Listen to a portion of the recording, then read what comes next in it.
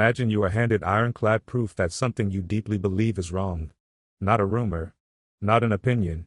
Documented, verified, peer-reviewed evidence. The kind of proof that should, by every measure of reason, change your mind. Now imagine that instead of changing your mind, you feel a surge of anger. Your pulse quickens. You dig in harder.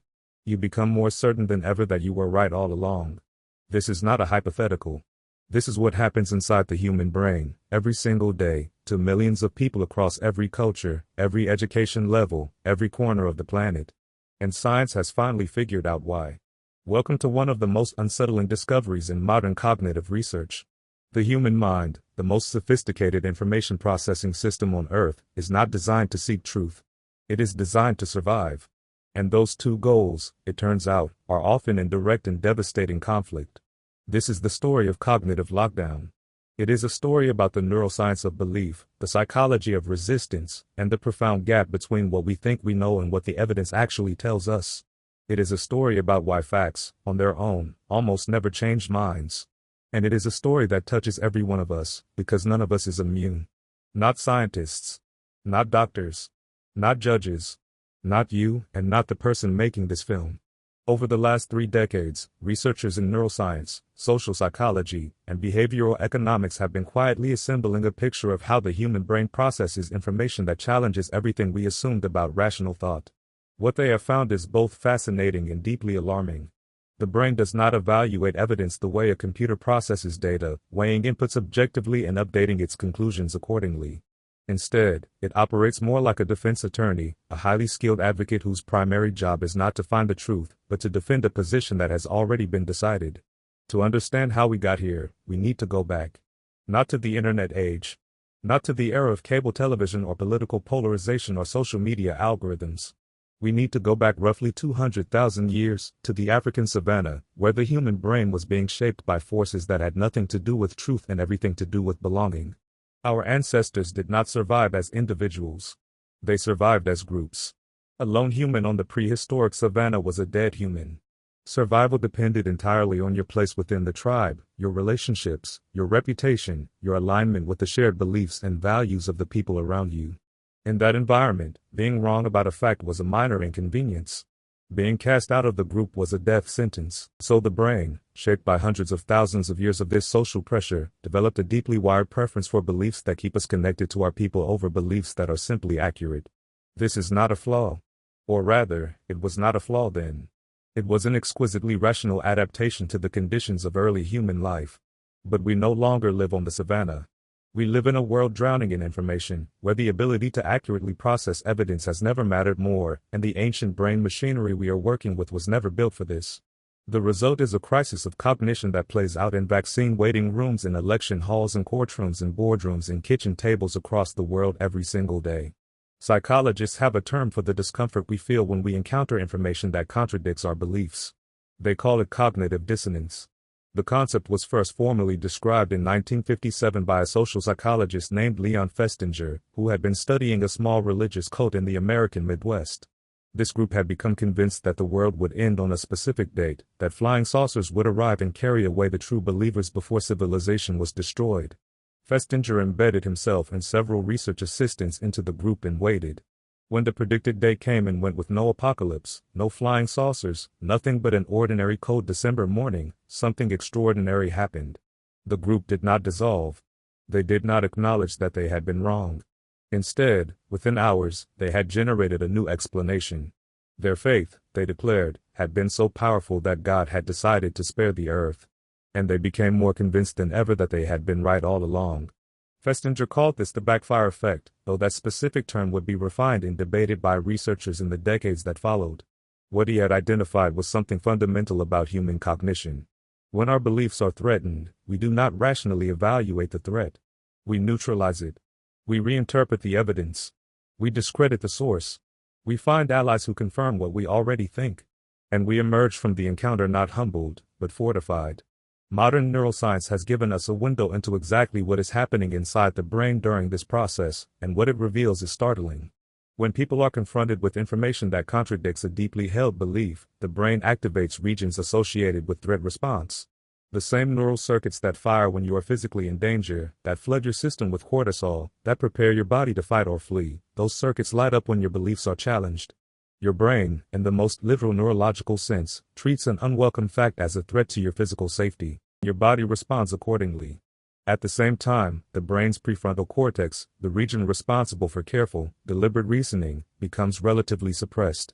You are, in those moments, physiologically less capable of rational thought, not because you are unintelligent or dishonest or weak, but because your brain has shifted into a mode designed for survival, not for nuance. You are not thinking your way through the evidence. You are fighting it off. This is why simply presenting people with more facts, better facts, clearer facts, rarely works.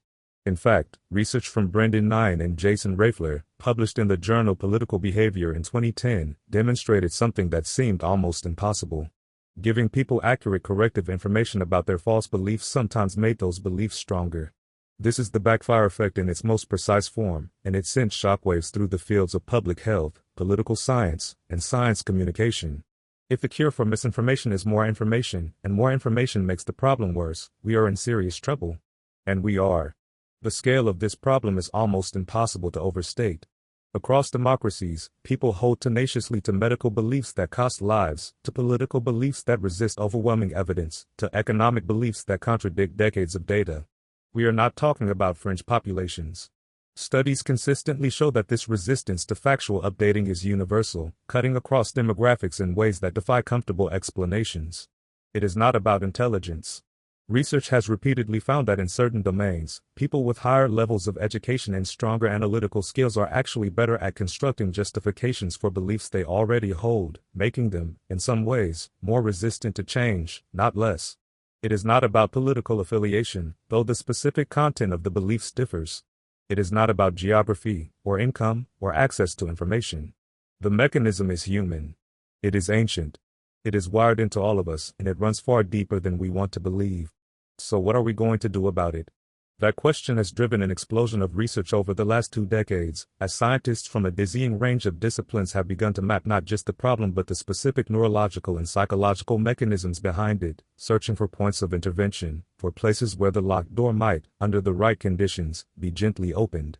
And here's where the story becomes genuinely hopeful, though the path to that hope wins through territory that is far stranger and more counterintuitive than anyone expected. Because the researchers who have made the most progress in understanding how minds actually change have not done it by finding better facts, or clearer arguments, or more compelling data.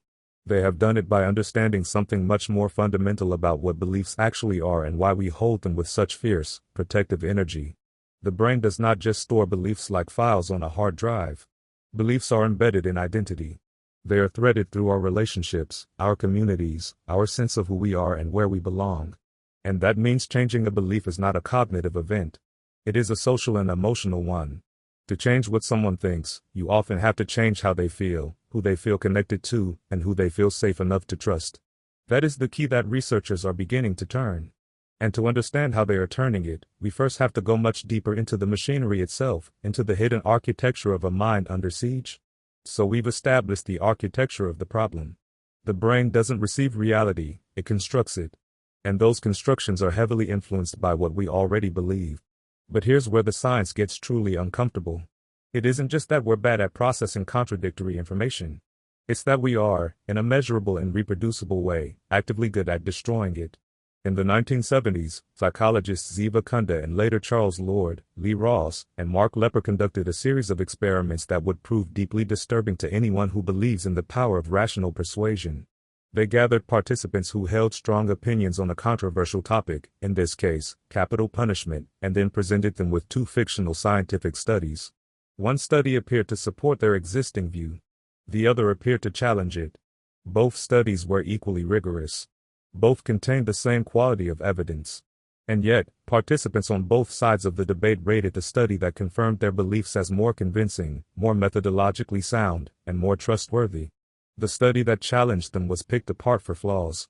The same logical errors were forgiven in one and condemned in the other. When the experiment ended, participants didn't move closer together. They moved further apart. Exposure to the same set of facts had actually increased polarization. This phenomenon has a name. Researchers call it biased assimilation, and its implications are staggering. It means that in many cases, providing more information to a divided audience doesn't reduce disagreement, it amplifies it. Each side takes the same data and finds within it a mirror that reflects what they already knew. This is not stupidity. This is not ignorance. These were intelligent, educated people. What they were doing was something far more sophisticated and far more troubling. They were reasoning motivated by a conclusion rather than reasoning toward one. The psychologist Jonathan Haidt spent years studying moral judgment, and what he found reshaped how we understand the relationship between reason and belief. Haidt proposed what he called the social intuitionist model. The idea is elegant and deeply unsettling. We don't reason our way to our moral and political beliefs. We feel them first, fast, automatic, and emotional, and then we reason about them afterward. The reasoning, Haidt argues, is largely a post hoc justification. It's the lawyer, not the scientist. The inner lawyer isn't searching for truth. It's building the best possible case for a verdict that's already been decided. Haidt's model drew on decades of research showing that emotional responses to moral questions arrive in milliseconds, long before conscious deliberation begins. When you show someone an image or a scenario that violates their moral intuitions, their face reacts, their skin conductance spikes, their body responds, all before they can articulate a single reason why they object. The reasoning comes later, and it's almost always in service of that initial gut reaction. Haidt called this moral dumbfounding, the experience of knowing something feels deeply wrong but being unable to explain why. And rather than changing their minds in the absence of a good argument, most people doubled down. They searched harder for the argument. They became more committed to the conclusion. This tells us something profound about human nature. We are not, at our cognitive core, truth-seeking machines. We are belief-defending machines. And the machinery is ancient, powerful, and largely invisible to us while it operates. Now, some researchers push back on Haidt's model as being too absolute. Reason, they argue, does sometimes change minds. Deliberate reflection can override intuition. Education, exposure, and careful dialogue can matter. And they're right, to a point. But what the pushback itself reveals is how exceptional those moments of genuine persuasion actually are. They require particular conditions, low emotional stakes, sufficient trust between parties, adequate time, and a genuine openness that most real-world conversations about contested beliefs simply don't have. And here's what makes those conditions increasingly rare in the modern world. Our information environment has been engineered, not by accident, but by design, to exploit exactly the psychological vulnerabilities we've been describing. In 2018, a team of researchers at MIT published a landmark study in the journal Science. They analyzed the spread of true and false news stories on Twitter over a period of 11 years, tracking more than 126,000 news stories shared by roughly 3 million people. Findings were unambiguous and alarming. False news spread faster, farther, deeper, and more broadly than true news. In every category they measured. And the driving factor wasn't bots. It wasn't coordinated propaganda campaigns, at least not primarily. It was ordinary human beings choosing to share false information, apparently because it was more novel, more emotionally provocative, and more surprising than true information. Falsehood had an evolutionary edge in the attention economy, because the human brain is disproportionately drawn to the unexpected, the threatening, and the emotionally charged. The platforms that host our public discourse didn't create these psychological tendencies, but they did build systems that reward them. Every like, every share, every comment is a small neurological reward, a tiny hit of dopamine that reinforces the behavior that earned it. And what earns the most reward is content that triggers strong emotion, particularly outrage and moral indignation. The algorithm doesn't care whether a story is true. It optimizes for engagement. And engagement, it turns out, is highest when our tribal instincts are activated. When we feel that our group is right, our values are threatened, and our enemies are monstrous. This is the environment in which most people now encounter most of their information about the world. Eli Pariser, the internet activist and author, coined the term filter bubble to describe what happens when algorithms begin to curate reality for us based on our past behavior. If you click on articles that confirm your political views, the system learns to show you more of them. If you linger on content that inflames your sense of cultural threat, the algorithm notes this and adjusts. Over time, each user's information environment narrows, not because they asked it to, but because the system is optimizing for the one thing it knows how to measure, the time you spend on the platform. The result is that two people sitting in the same city, perhaps even the same household, can exist in genuinely different informational realities. Not just different interpretations of the same facts, but different facts entirely. And into this landscape, we must introduce one more piece of the puzzle, a concept that researchers have increasingly focused on in the last decade: identity protective cognition. This is the process by which people evaluate factual claims not primarily by asking, "Is this true?" but by asking, "Is this consistent with what people like me believe?" Political affiliation, religious identity, cultural community, these group memberships become cognitive filters, and they are among the most powerful filters we possess. Dan Kahan, a legal scholar at Yale University, has spent years studying this phenomenon.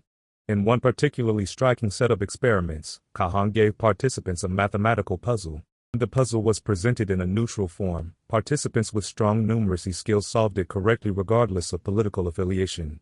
But when the exact same mathematical structure was presented as data about gun control, whether concealed carry laws reduced crime or increased it, something remarkable happened. High numeracy participants who should have been better at solving the math problem made more errors when the correct answer contradicted their political beliefs. The smarter they were, the better they became at rationalizing the wrong answer. Intelligence, it turns out, doesn't protect us from motivated reasoning. In many cases, it supercharges it. It gives us more sophisticated tools to construct more elaborate defenses of what we already believe. This is perhaps the most disorienting finding in all of this research. We tend to assume that the solution to misinformation and polarization is education. If people just knew more, understood better, had access to better information, they would reason their way to truth. But the evidence suggests something more complicated and more troubling. Knowledge and analytical skill can be weaponized by the very cognitive biases they were supposed to defeat. A smarter partisan is often a more effective one, not more open-minded, but more skilled at appearing open-minded while reaching the same predetermined conclusion. Where does this leave us? Standing at the edge of a very uncomfortable recognition. The problem isn't out there in bad actors or broken systems, though those things exist and matter. The problem is structural, biological, and deeply woven into the way every human mind, including yours, including mine, actually works. We are not passive receivers of reality. We are active defenders of our version of it. But here's the question that has been building beneath everything we've explored so far. If the bias is this deep, if the machinery is this powerful, is there any way to interrupt it? Are there conditions under which minds actually change, and if so, what do they look like? The answer, it turns out, exists. And it comes from the most unexpected places imaginable. We've seen how the brain builds its fortress. We've watched motivated reasoning turn evidence into a threat, and confirmation bias transform the search for truth into a search for validation. But here, in the final chapter of this story, we arrive at perhaps the most urgent question of all. If facts cannot penetrate the walls we build around our beliefs, is there anything that can? The answer, it turns out, is yes. But it requires us to abandon almost everything we thought we knew about how to change a mind. For decades, the dominant strategy for correcting misinformation was brutally simple: give people the right information. Run a public health campaign. Print the statistics. Broadcast the science. The assumption was that ignorance was the enemy, and knowledge was the cure. But researchers began noticing something deeply troubling. In study after study, the more information people received that contradicted their beliefs, the more entrenched those beliefs became. Scientists gave this phenomenon a name: the backfire effect.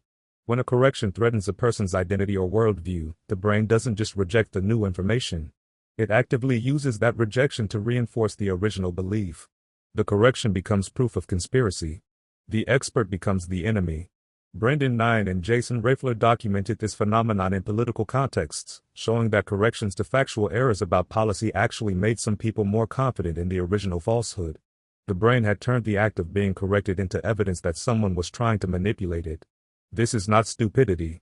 This is the immune system of the self, doing exactly what it was designed to do. But here is where the science takes a genuinely hopeful turn. Researchers have since discovered that the backfire effect is not universal, and it is not inevitable. It depends heavily on how, and by whom, the correction is delivered. The brain does not evaluate information in a vacuum. It evaluates information through relationships. This insight led to a field of study that has quietly revolutionized how we think about persuasion. It's called motivational interviewing, and it was originally developed not for politics or public health campaigns, but for addiction counseling. William Miller and Stephen Roenick observed that the harder a therapist pushed an addict to change, the more the addict resisted. But when therapists shifted to asking questions, reflecting back what they heard, and honoring the person's autonomy, something extraordinary happened. People began talking themselves into change. The therapist didn't persuade them. The therapist created the conditions under which persuasion became possible. What Miller and Roenick discovered is now being applied far beyond addiction treatment. Public health workers are using it in vaccine hesitancy conversations. Conflict mediators are using it across political divides. The core principle is disarmingly simple. You cannot argue someone out of a belief that wasn't argued into them. But you can invite them to examine it, if they feel safe enough to look. Safety is the operative word. Neuroscientist Matthew Lieberman's research on social pain shows that the brain processes social rejection using the same neural circuits it uses to process physical pain. When someone attacks our beliefs, we feel it the way we feel a blow to the body. The defensive crouch is automatic. Understanding this doesn't make us victims of our biology. It makes us smarter engineers of our conversations. There is a related concept that has emerged from the work of psychologist Peter Coleman at Columbia University's Earthshot Lab. Coleman studies intractable conflict, the kind that persists for decades, for generations, the kind that seems to defy all logic and all intervention. What he has found is that the most destructive conflicts are not characterized by strong disagreement. They are characterized by simplicity. When a complex issue collapses into a simple us versus them binary, the brain locks in. But when the complexity of an issue is restored, when people are reminded that there are not just two sides but many perspectives, many histories, many uncertainties, the lock begins to loosen. Complexity, Coleman argues, is itself a cognitive intervention. This resonates with work being done in the field of epistemic humility. Psychologist Adam Grant, in his research on what he calls rethinking, found that the people most resistant to changing their minds are not necessarily the least intelligent. In fact, intelligence can be a liability, because smarter people are better at constructing elaborate defenses for whatever they already believe. The quality that actually predicts openness to new evidence is not intelligence. It is intellectual curiosity, a genuine appetite for being wrong, the willingness to treat one's own beliefs as hypotheses rather than identities. This distinction between beliefs as identities and beliefs as hypotheses may be the single most important insight in this entire field. When I believe something as part of who I am, challenging that belief feels like an attack on me. But when I hold a belief as a working hypothesis, the best evidence I have so far, challenging it becomes interesting. It becomes a conversation rather than a war. The challenge, of course, is that in the modern information environment, almost everything conspires to make beliefs into identities. Social media platforms are engineered to maximize engagement, and nothing drives engagement like outrage and tribal solidarity. Every share, every like, every algorithm-curated feed nudges the brain toward the most emotionally charged version of whatever it already believes. We are living inside a machine that was not designed to inform us. It was designed to activate us. And activation, neurologically speaking, is the enemy of reflection. Researcher René DiResta, who has spent years studying information operations and influence campaigns, describes the modern information landscape as a place where the supply of narrative has outpaced the demand for truth. We are not drowning in information. We are drowning in stories designed to confirm what we fear and reinforce who we think we are. In this environment, cognitive lockdown is not an aberration. It is the expected output of a perfectly functioning system. Yet people do change their minds. It happens every day, and the science of when and how it happens is pointing us towards something almost counterintuitive. Change rarely comes from the outside in. It comes from the inside out. The moments when people genuinely update their beliefs are almost never moments of confrontation. They are moments of connection. A trusted friend who asked a genuine question. A story that made the abstract personal. A moment of felt safety that made it possible to say, I might have been wrong about this. Anthropologist and author David Graeber once observed that the most radical act in any society is simply to behave as if you are already free. In the context of cognition, there is a parallel truth. The most radical act in a polarized world may be to behave as if the person in front of you is capable of reason. Not to argue at them, but to be genuinely curious about how they came to believe what they believe. Not to correct them, but to understand them. Because understanding, it turns out, is not a concession. It is a strategy. One of the very few strategies that actually works. We began this story with a question that feels ancient: why don't facts matter? And the answer the science gives us is both humbling and clarifying. Facts don't matter not because people are broken, but because facts were never the currency of belief in the first place. Belief is social. It is emotional. It is deeply, fundamentally tied to who we are and who we belong to. To change a belief, you have to work with those forces, not against them.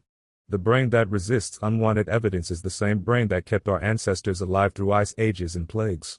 The tribalism that distorts our reasoning is the same tribalism that built every civilization in human history. We cannot hate our way to rationality. We cannot shame people into curiosity. What we can do, what the evidence suggests we must do, is create the conditions under which minds can move. Safety, complexity, connection, the patient, unglamorous, deeply human work of actually listening. Cognitive lockdown is real. The neuroscience is clear. The psychological mechanisms are powerful and largely automatic. But they are not destiny. The human brain that can lock itself into a fortress of belief is the same brain that can step outside that fortress, look at it from the outside, and ask, is this where I want to live? That question, asked honestly, may be the most important cognitive act any of us will ever perform. Not a question about politics or science or public health, but a question about how we want to engage with a world that is always more complicated, more uncertain, and more full of possibility than any single story can contain. The science of belief is ultimately a science of hope. Because if we built these walls, we can learn to open the doors. Join us soon for another documentary.